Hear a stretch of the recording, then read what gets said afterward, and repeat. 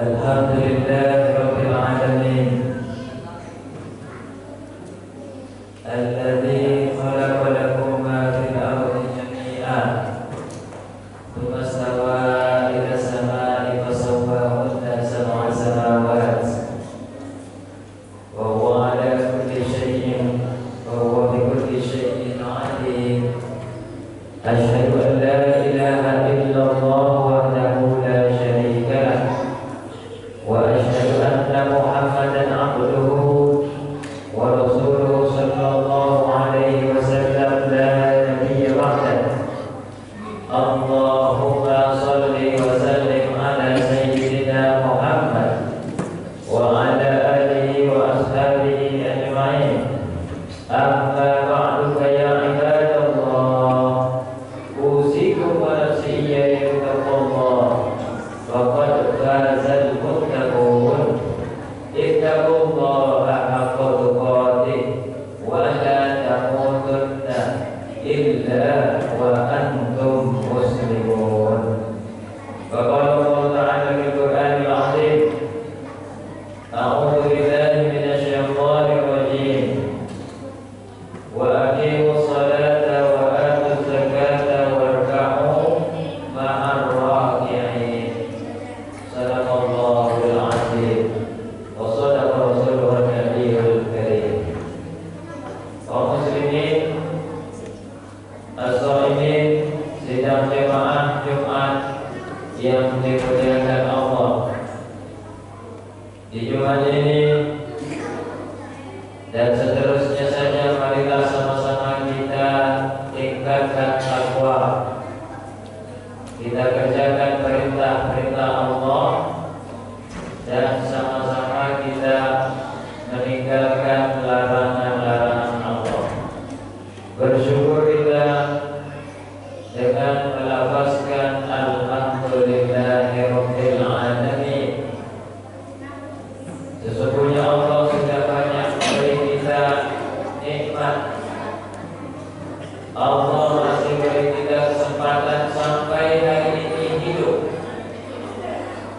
Betapa banyak saudara-saudari kita yang sudah duluan dipanggil Allah, baik di bulan Ramadan ini atau sebelum bulan Ramadan ini. Salawat dan salam marilah kita kirimkan kepada junjungan alam Nabi kita Nabi besar Muhammad sallallahu alaihi wasallam. Allahumma shalli ala sayyidina Muhammad wa ala ali sayyidina Muhammad. Tanpa salam, assalamu alayka ayyuhan nabiyyu wa rahmatullahi wa barakatuh. Mudah-mudahan kita mendapatkan syafaat pertolongan Rasulullah sallallahu alaihi wasallam, berguna baik di dunia maupun di akhirat. Amin amin amin ya rabbal alamin. Kaum muslimin, sidang jemaah Jumat yang dimuliakan Allah, kita sudah masuk ke 23 Ramadan. Tak lama lagi kita akan memasuki hari raya Idul Fitri tahun 1444 Hijriah. Salah satu yang diwajibkan di dalam bulan Ramadan adalah membayar zakat fitrah. Tapi tidaklah menutup kemungkinan, mana tahu di antara kita ada yang berkelebihan uang kasa, maka dia boleh membayar zakat hartanya agar hartanya itu tersucikan dari sifat-sifat yang mungkin akan tumbuh di dalam diri manusia yang punya harta itu. Sifat tamak, sifat bakhil, sifat sifat serakah itu akan tersucikan. Ibarat kalau kita mau membersihkan sesuatu yang hitam, yang noda, langsung suci, langsung putih kembali, karena kita sudah menunaikan hak daripada harta tersebut. Zakat fitrah itu adalah zakat diri. Setiap orang wajib untuk mengeluarkannya. Bahkan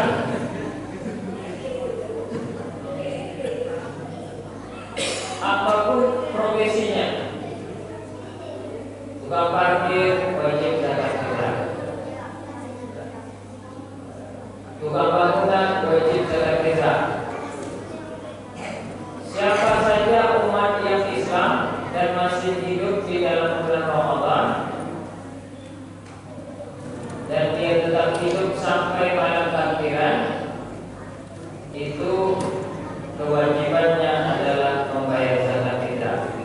Bahkan kalau dia lahir, kalau dia nanti lahir anak kita, di antara kita di sini ada yang akan melahirkan istrinya, lahirlah dia misalnya sebelum azan maghrib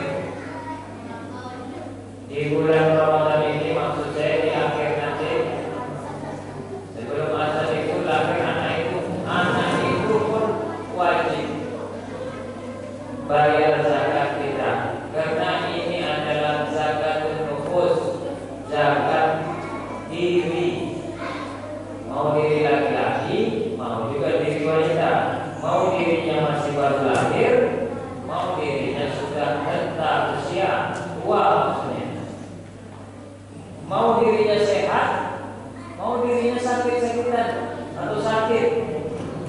Jadi orang sakit juga wajib bayar zakat tetap. Berikut adalah penyebab individu wajib zakat fitrah. Pertama, individu yang punya kelebihan makanan, harta dari keperluan tabungan pada malam dan pagi hari raya.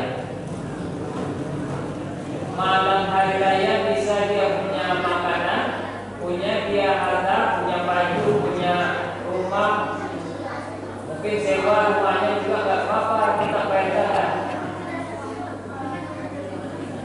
Yang kedua, anak lahir sebelum matahari yang saya tadi bilang. Kalau di sini bahkan sebelum matahari jatuh pada akhir bulan Ramadan, sebelum terbenam matahari. Yang ketiga, Islam sebelum terbenam matahari pada akhir bulan Ramadan. Mana tahu ada di antara kita yang masuk Islam, karena masih ada tetangga kita yang non Muslim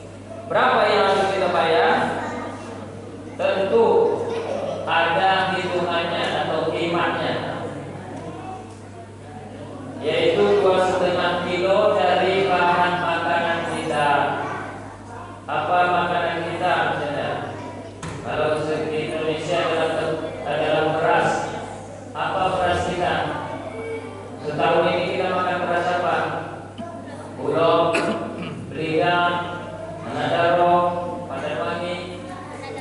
Tapi saya sarankan, karena kita tentu kadang-kadang tidak setiap hari makan belida, bisa jadi ganti-ganti, ada sekali-kali Anadaro, sekali-kali kita makan di Pak Nudin, sekali-kali kita berenak, maka carilah yang lebih tinggi imannya ataupun nilainya, cari nilai yang lebih tinggi. Siapa yang akan menerima zakat? Ada 8 golongan. Ini harus diperhatikan baik-baik. Jadi tidak semua bisa menerima zakat. 1, yang menerima zakat adalah du'afa atau orang yang fakir. Fakir ini dibilang di bawah orang miskin lagi.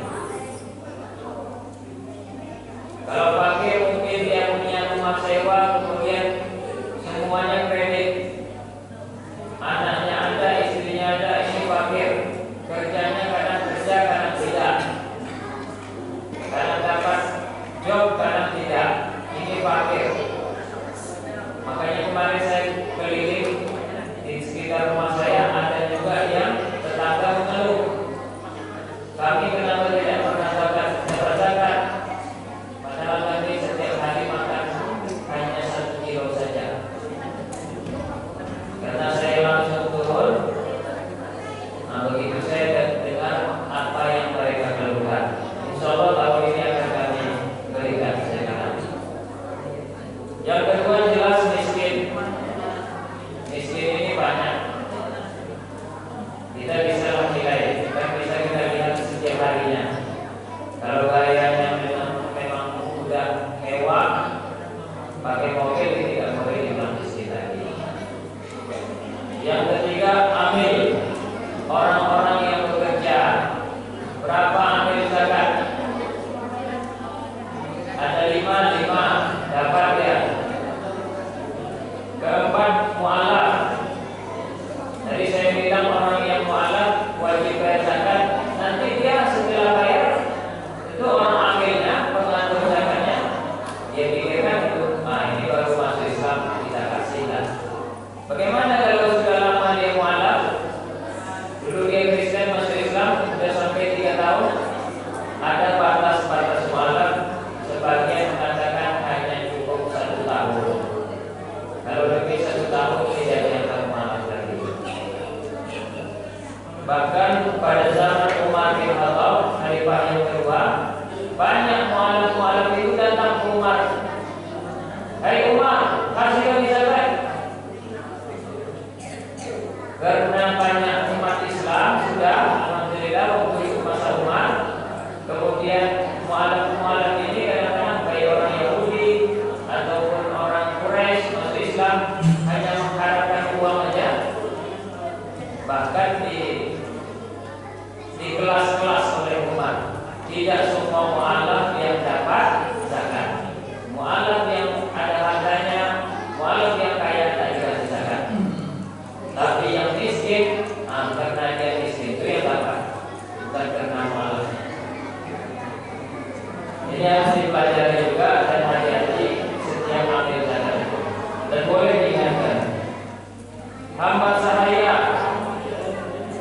sahaya ini, taruhlah ada pembantu di sekitar rumah ini, kasihlah zakat. Gorib, orang yang punya hutang, lihat dulu siapa yang punya hutang. Setiap kita mungkin hampir punya hutang, saya pribadi punya hutang. Tapi tidak bisa saya dikatakan dapat zakat karena saya mampu membayar hutang dan mampu hidup dalam kehidupan setiap harinya sampai tahun ini. Jadi dilihat dulu, kalau memang hutangnya itu memang membuat dia hampir putus asa hidup ataupun setengah begitulah, itu bisa kita pertimbangkan. Bisa dilihat di jalan Allah boleh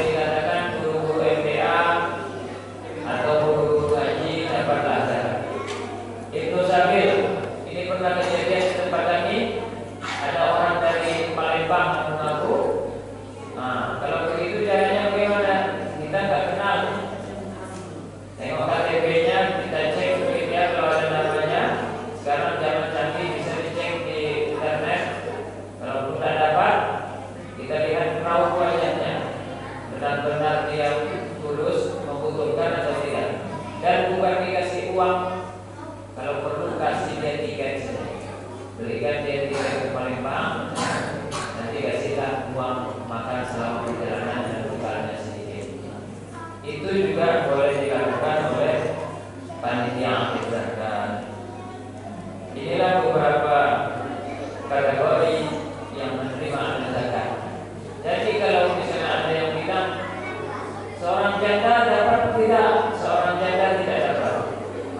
Saya pernah bertanya di sekitar Masjid Al-Qurban di belakang UIN, tidak ada lagi yang orang miskin, tidak lagi fakir ada lagi, tapi ada janda, tapi dia punya usaha dan bahkan tetap banyak uang katanya.